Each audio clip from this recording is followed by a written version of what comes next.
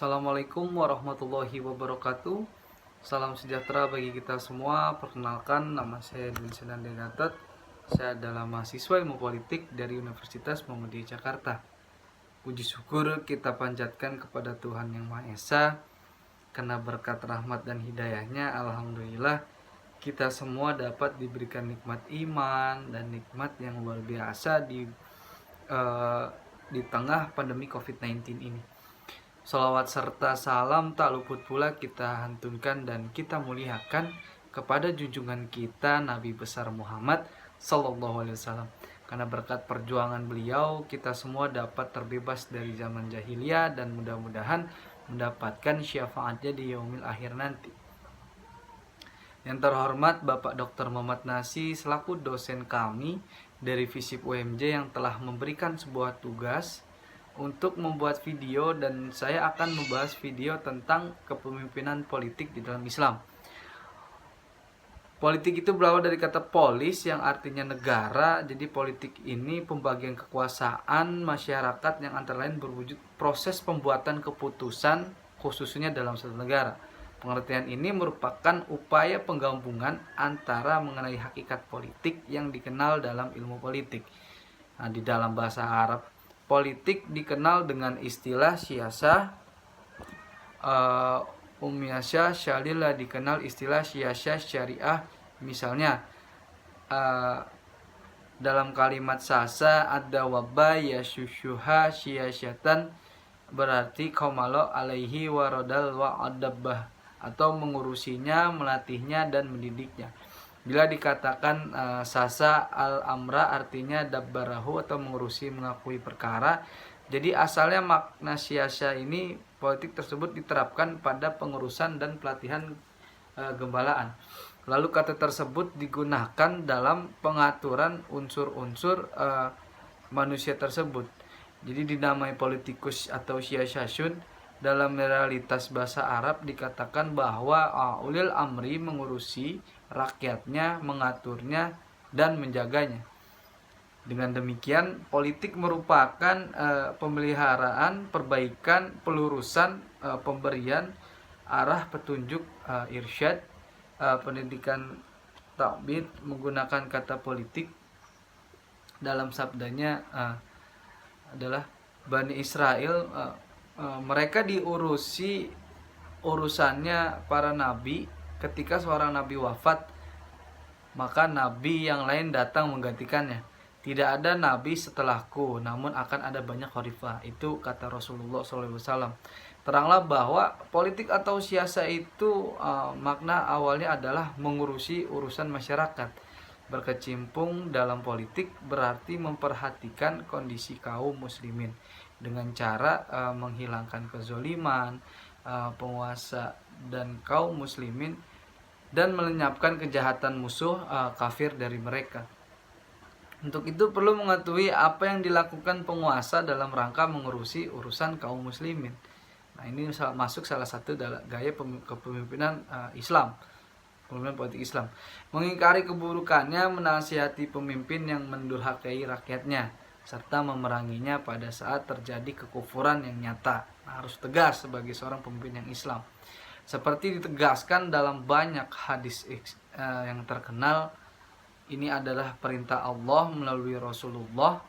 Berkaitan dengan persoalan ini, Nabi Muhammad SAW itu bersabda, siapa saja yang bangun pagi dengan gapayannya bukan Allah, maka ia bukanlah hambanya. Dan siapa saja yang bangun pagi namun tidak memperhatikan urusan kaum muslimin, maka ia bukan dari golongan mereka. Ini menurut hadis riwayat Bukhari. Nah, politik merupakan salah satu fitrah. Jadi masyarakat kita ini masih banyak yang berpendapat bahwa politik itu kotor dan harus dijauhi.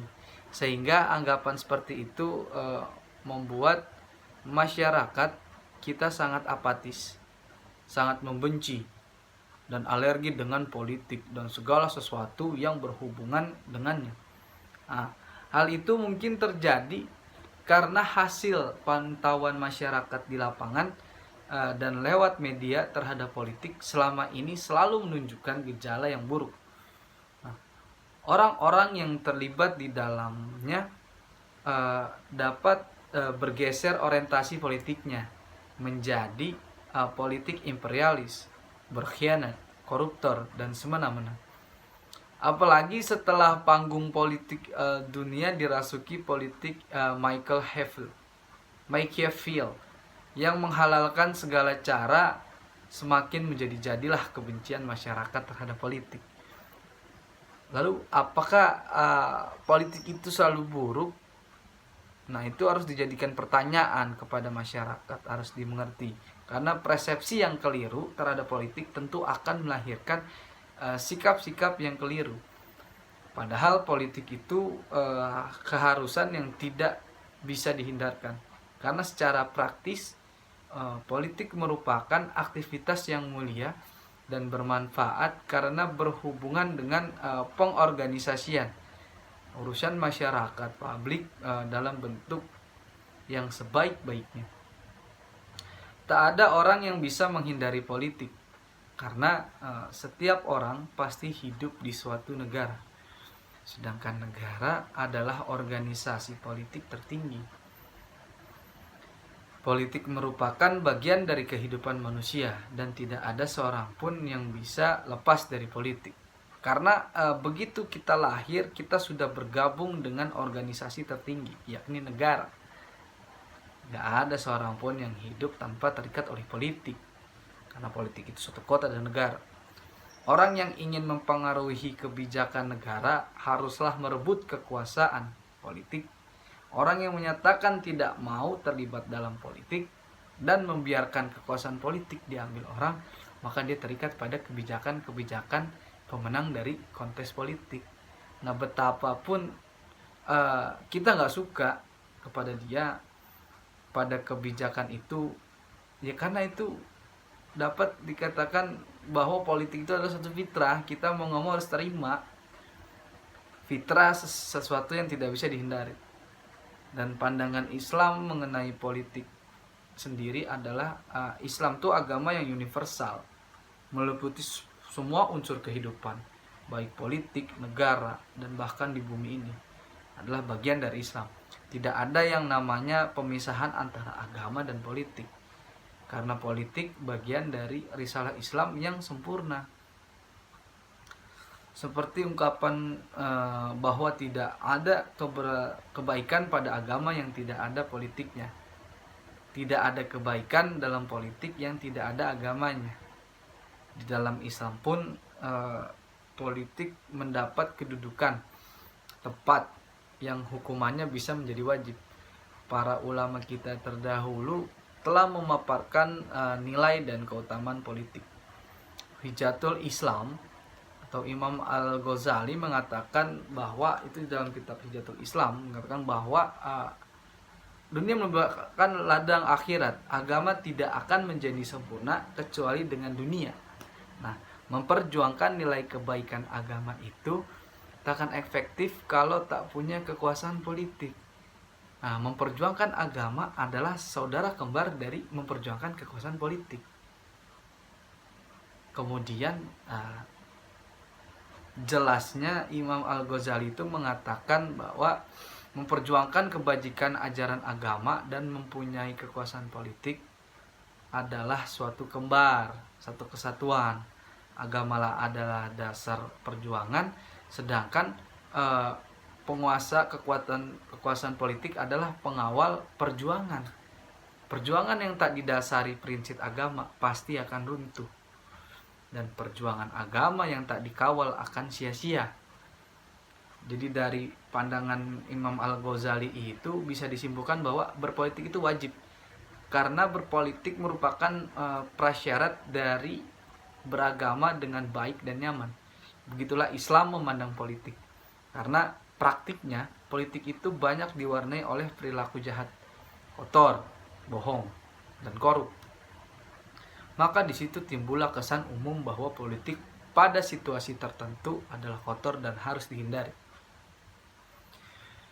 Mujadid Islam yaitu Muhammad Abdul pernah marah kepada politik dan politisi karena berdasarkan pengalamannya dan pengamatannya waktu itu. Beliau melihat di dalam politik itu banyak yang melanggar akhlak, banyak yang korupsi, banyak yang berbuat bohong dan kecurangan-kecurangan lain. Nah, ini bisa jadi pembelajaran buat diri kita bahwasannya ketika kita ingin melangkah ke depan, kita harus memiliki sifat jiwa kepemimpinan yang sidik, amanah, tablik, fatona. Kita harus bisa memiliki empat sifat tadi. Karena ketika kita mendapatkan salah satu jabatan, itu merupakan salah satu bentuk amanah untuk kita. Bagaimana caranya kita bisa menjadi seorang yang amanah? Bagaimana caranya kita bisa menjadi seorang yang berperilaku adil di dalam suatu negara, apalagi di dalam suatu kota, mengatur banyak masyarakat di dalam satu daerah pun itu tidak gampang. Karena banyak indikasi-indikasi koruptor yang terjadi itu dikarenakan dia tidak amanah. Dia tergoda dengan hal-hal duniawi. Maka penting dari situ kita harus mempelajari dulu ilmu Al-Quran. Kita harus mempelajari dulu tentang kitab-kitab yang udah dibuat.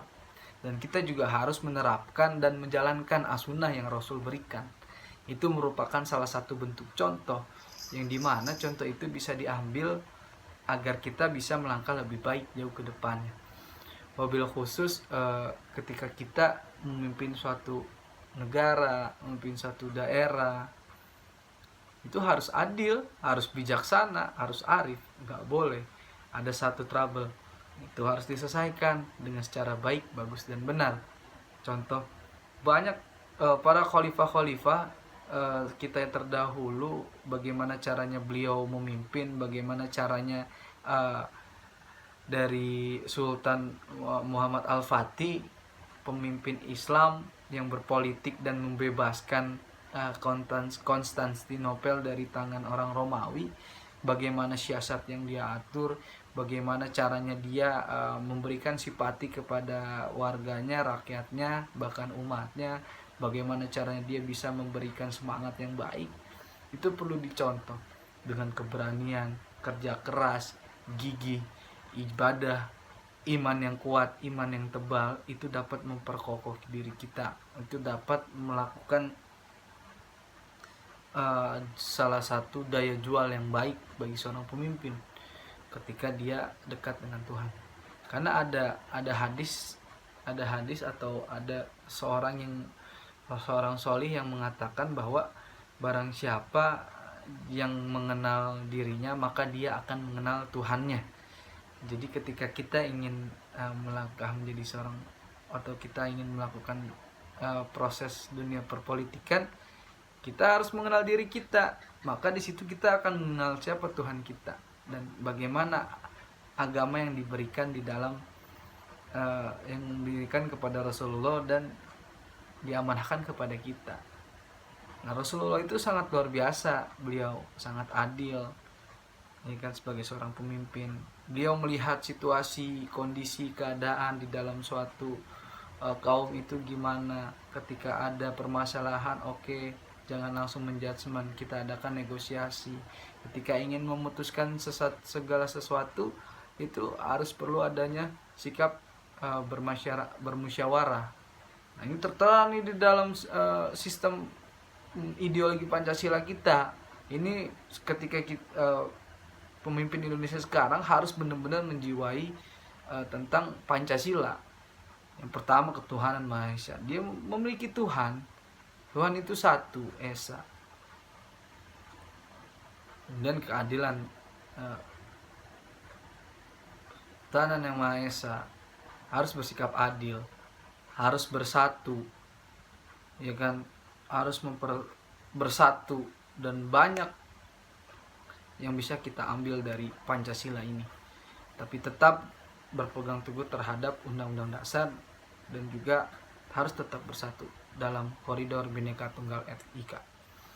Mungkin itu saja yang dapat saya sampaikan ya. Kurang lebihnya mohon maaf.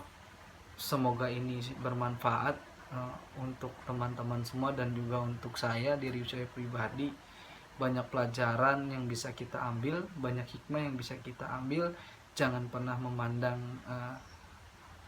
pemimpin itu sebelah mata, harus melihat situasi kondisinya dulu. Ketika kita khususnya orang ingin melangkah atau terjun ke dalam politik atau bahkan ingin memilih suatu ke politik, kita lihat dari segi akhlaknya, dari backgroundnya dia, dari agamanya. Itu yang paling penting, karena